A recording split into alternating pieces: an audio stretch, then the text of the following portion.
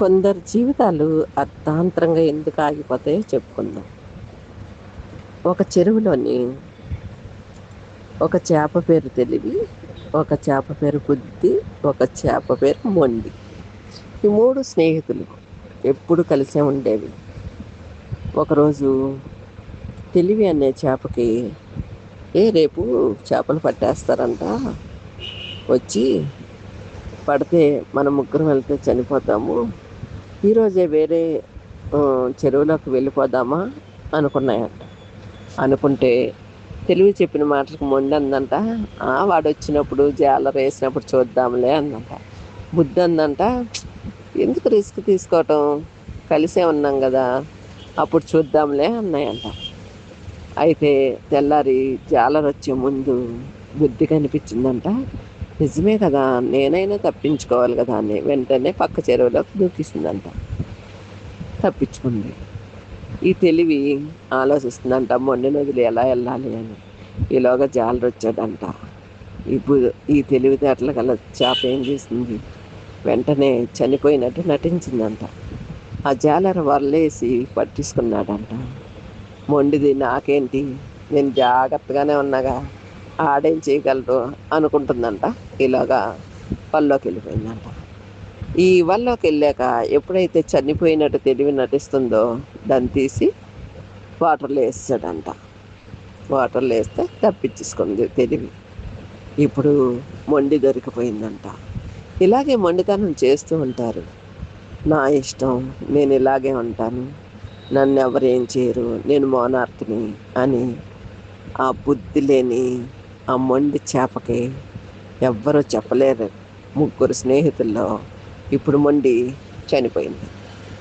ఎలా, ఈ పరిష్కారం ఎలా వచ్చింది? బుద్ధి గల చేపంట చక్కగా వీళ్ళిద్దరూ బతుకుతారో సస్తారోనని పక్క దాంట్లో దూకిస్తుంది. ఇప్పుడు ఈ తెలివిగల చేప తన ప్రాణాన్ని తను కాపాడుకోవటం కోసం చనిపోయినట్టు నటించింది.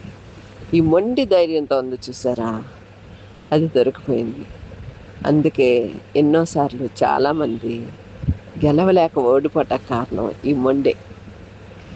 నాకేంటి అనే గర్వం, నేనెక్కడుంటే అక్కడ అందరూ నా మాట వినాలి అనే ఒక శాడిజం.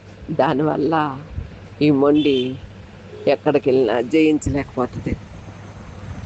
మనం ఆలోచించాలి, ఎప్పుడు తెలివిగా ఆలోచించాలి, బుద్ధిహీనంగా ఉండకూడదు, బుద్ధిమంతులమై ఆలోచించాలి. మనము జయించాలి అంటే తెలివి కలిగి ఉండాలి, బుద్ధి కలిగి ఉండాలి, గర్వంతో ఉండకూడదు. ఇలాగే ఒక రాజుగారు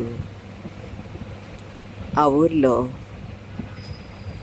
అందరినీ భోజనానికి పిలిచారంట. అందరూ భోజనానికి వచ్చారంట. రాజుగారి ఇంటికి వెళ్తున్నాం కదా, బహుమతులు ఏమన్నా తీసుకెళ్ళాలని ఎవరికి వారు బహుమతులు తీసుకొని వచ్చారంట.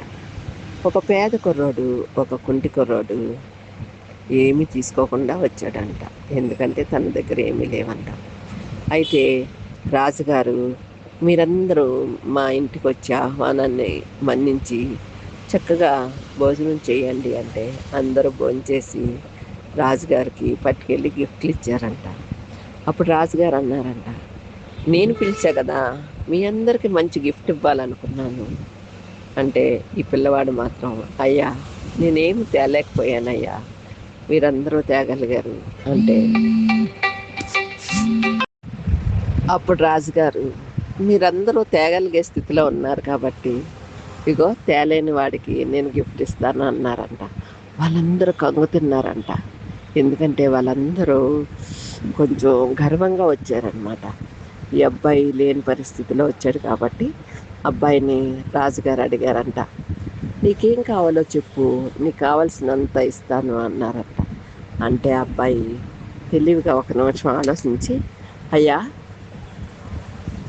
నేను మీ ఇంట్లో భోజనం చేయటం చాలా ఘనకార్యం, కానీ మీరు మా ఇంట్లో భోజనం చేయటం బహు గొప్ప కార్యం కదా, కాబట్టి మీరు నా ఇంటికి వచ్చి నా ఇంట్లో భోజనం చేయాలి.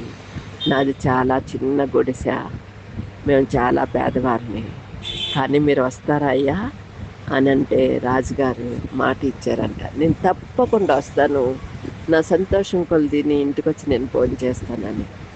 ఎప్పుడు వస్తారయ్యా అంటే, ఒక వారం టైం తీసుకుంటాను అన్నారంట. అప్పుడు అబ్బాయి చాలా సంతోషపడ్డాడంట. ఇప్పుడు అబ్బాయి ఇంటికి వెళ్తాకి రోడ్డు లేదంట, అబ్బాయి ఇంట్లో కూర్చోటానికి ఏమీ లేవంట. ఇప్పుడు రాజుగారు భోజనం చేయాలంటే అన్నీ సమకూర్చాలి కదా. ఇప్పుడు ఈ వారం రోజుల్లో ఆ అబ్బాయి ఇంటికి వెళ్తాక రోడ్లు వేసేసారంట, గబగబా ఇల్లు కట్టేశారంట, చక్కగా సోఫా సెట్లు, డైనింగ్ టేబుల్, రాజుగారు తినే ఆహారం అన్నీ సమకూర్చేశారంట. ఆ ఇంటికి రాజుగారు చక్కగా వెళ్ళారంట.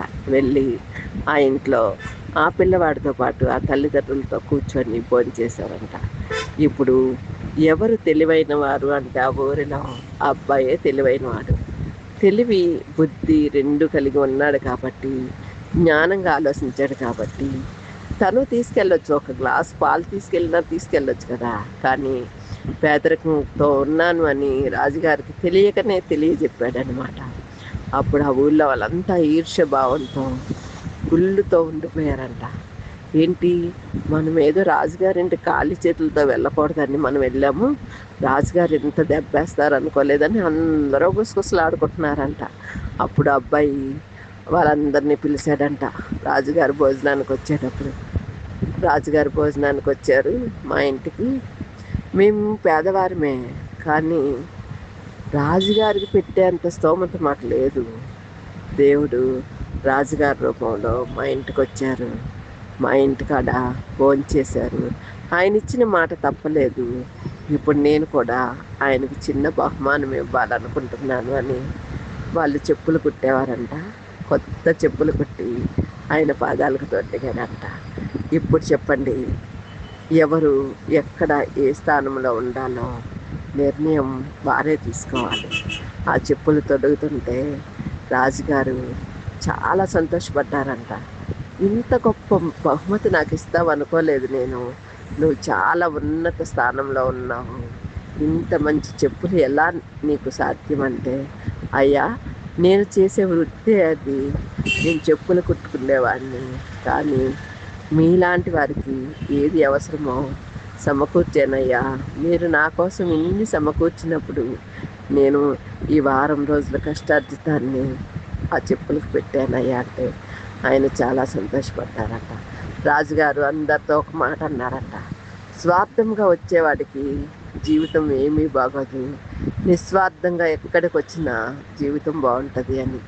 అప్పుడు ఆ ప్రజలందరూ, నిజమే, మేము స్వార్థంగా వెళ్ళాం, ఆ బిడ్డ స్వార్థం లేకుండా వచ్చాడు అని. ఇప్పుడు మనం తెలుసుకోవాల్సింది ఏంటంటే, మనం కొన్ని ఆశపడాలి, కానీ అది ఎక్కడ ఎలా ఆశపడాలో నేర్చుకోవాలి. అలాగే మనం కొన్ని చోట్ల బుద్ధి చూపించాలి, కొన్ని చోట్ల మౌనంగా ఉండాలి, కొన్ని చోట్ల మాట్లాడాలి, కొన్ని చోట్ల అస్సలు మాట్లాడకూడదు. విరోధులు మాట్లాడేటప్పుడు మనం అస్సలు మాట్లాడకూడదు, ఎందుకంటే వారికి వదిలేయాలి. తీర్పు మనం తీర్చకూడదు, తీర్పు దేవుడు తీర్చాలి, న్యాయం దేవుడు చేయాలి.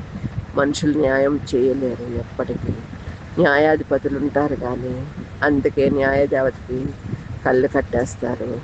మనం కూడా అలాగే అక్కడ మౌనంగా ఉండాల్సి వస్తుంది.